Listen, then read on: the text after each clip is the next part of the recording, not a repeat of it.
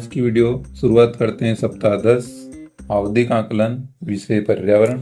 कक्षा रहेगी हमारी चौथी।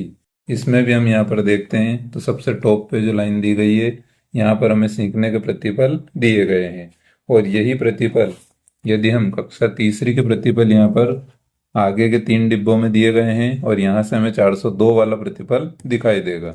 तो यह हम बच्चों की पर्यावरण अभ्यास पुस्तिका जो है आसपास कक्षा चौथी, इसमें भी हम यहाँ पर जो हमारा पार्ट एक स्टार्ट होता है उससे एक पेज पहले यहाँ पर देख सकते हैं सीखने के प्रतिफल पर्यावरण अध्ययन कक्षा 4। और यदि हम यहाँ ईवीएस 402 वाला देखेंगे तो यहाँ पर दिया गया है पशु पक्षियों के विभिन्न विशेष जैसे चोंच, दांत, पंजे, कान, रोम, घोंसला, रहना आदि के स्थान को पहचानते हैं और यही बात यहाँ पर भी दी गई है।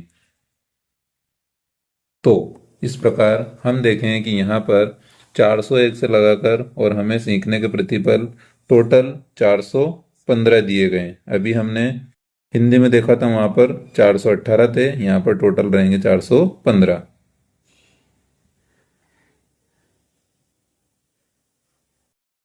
इसके साथ ही कक्षा चौथी के लिए आवधिक आकलन है तो यहाँ निर्देश दिए गए हैं। तो हम यहाँ पर ये निर्देश ध्यान से देख सकते हैं कि इसमें कितने समय तक हमें आवधिक आकलन लेना है।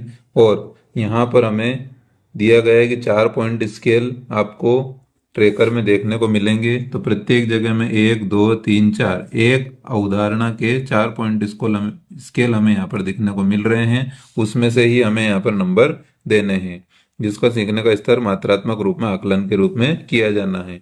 तो वह किस प्रकार निर्धारित होगा उसका विवरण यहाँ दिया गया है, प्रतिशत यहाँ पर दिया गया है और नंबर यहाँ पर दिए गए हैं कि इतने प्रतिशत सही होंगे तो इतने नंबर यहाँ पर दिए जाएंगे। लेकिन यह कंडीशन केवल एक प्रश्न की है। यदि प्रश्नों की संख्या बढ़ जाती है जैसे 1, 2, 3 या 4 होती है तो ऐसी स्थिति में विवरण हम पढ़ेंगे और विवरण के अनुसार प्रतिशत देखेंगे और उसके अनुसार हमें यहाँ पर अंकन करना है। उसके बाद बाकी डिटेल यहाँ पर नीचे लिखी हुई है।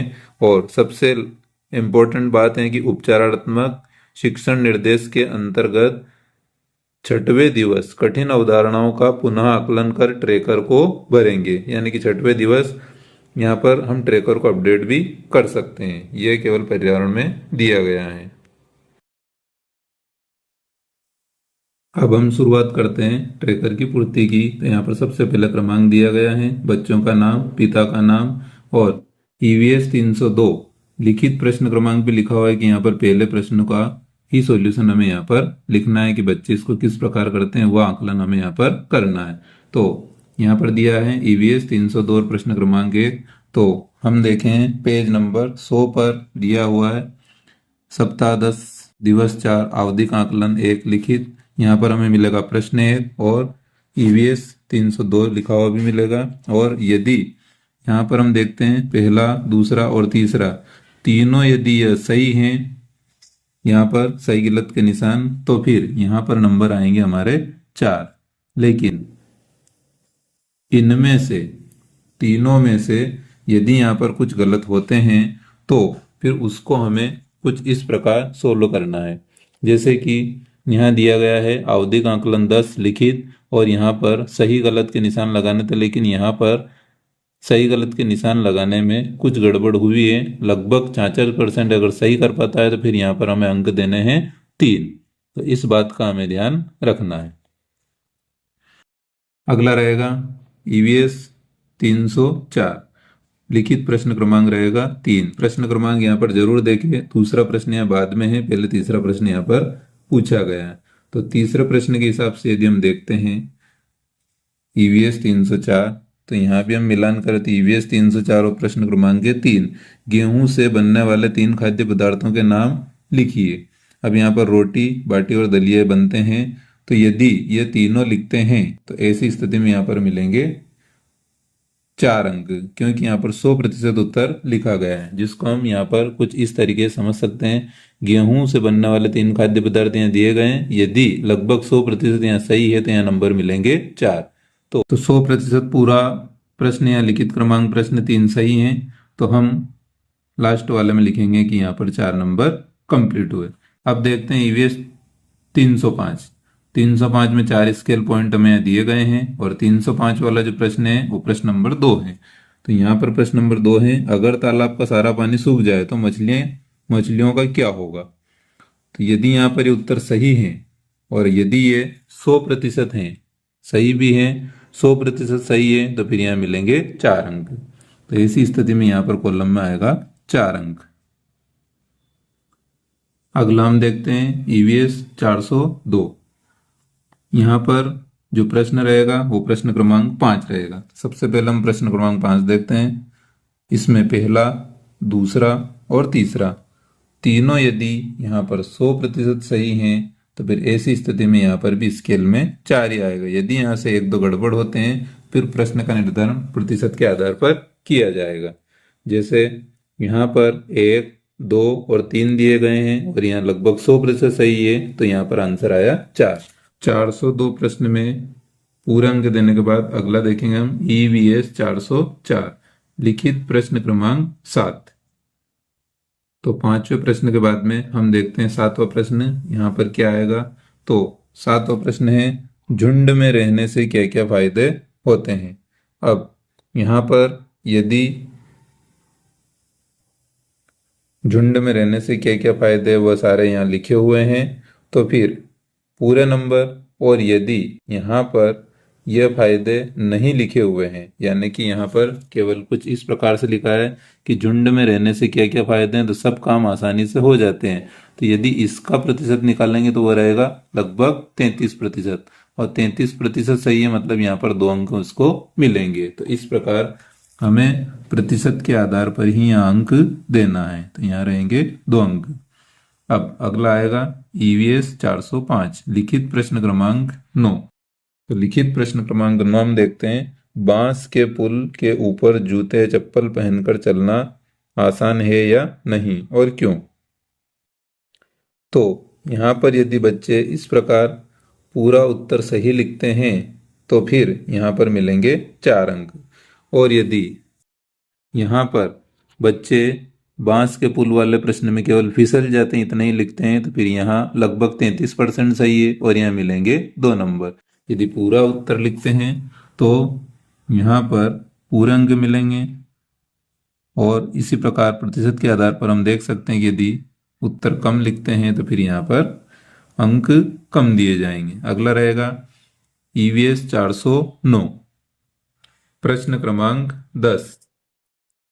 तो यहाँ पर हमने देखा प्रश्न क्रमांक 10, अनीता को एक बक्से में 11 किलो शहद मिलता है तो 20 बक्सों में उसे कितना शहद मिलेगा। ईवीएस 405। यदि बच्चे इस प्रकार सॉल्यूशन करते हैं तो 4 अंक, और यदि बच्चे यहाँ पर कुछ गलती करते हैं, जैसे यहाँ पर लिखा हुआ है 11 × 20 तो सही किया, लेकिन यहाँ उत्तर उसके कुछ गलत आए, तो ऐसी स्थिति में 0% विद्यार्थी नहीं कर पाते हैं, यानी कि यहाँ इसका कुछ भी आंसर नहीं आया है। फिर भी गुणा के चिन्ह लगाने के कारण यहाँ पर 1 अंक हमें देना है। तो ऐसी स्थिति में हमने देखा कि ईवीएस 409 में यहाँ पर 1 अंक दिया गया है। अगला प्रश्न है ईवीएस 412 और लिखित प्रश्न क्रमांक है 4।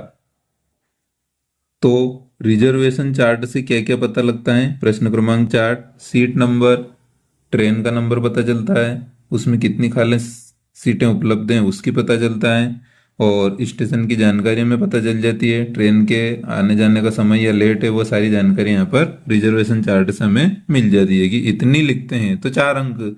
और यदि यहाँ पर केवल जैसे 2 बातें लिखी है, सीट नंबर और ट्रेन नंबर, तो यहाँ पर 2 चीजें सही है, यानी कि 66% उत्तर सही है, तो यहाँ पर फिर मिलेंगे 3 अंक।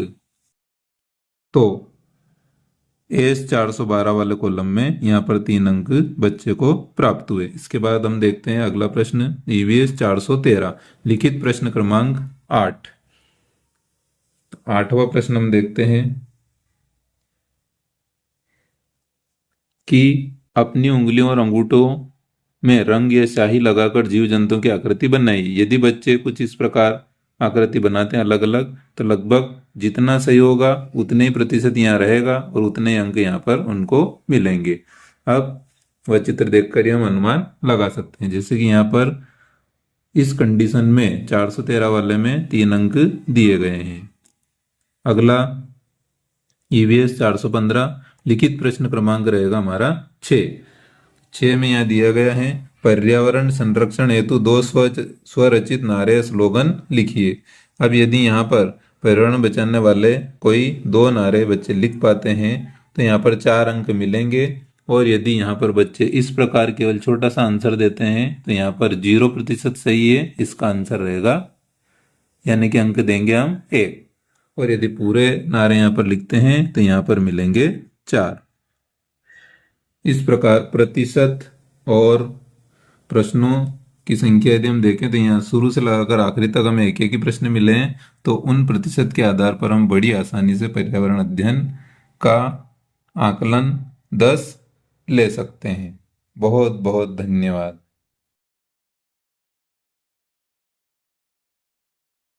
तो हम यहाँ पर देख सकते हैं सप्ताह 10 आवधिक आकलन ट्रेकर गणित 2024-25 कक्षा रहेगी हमारी 4।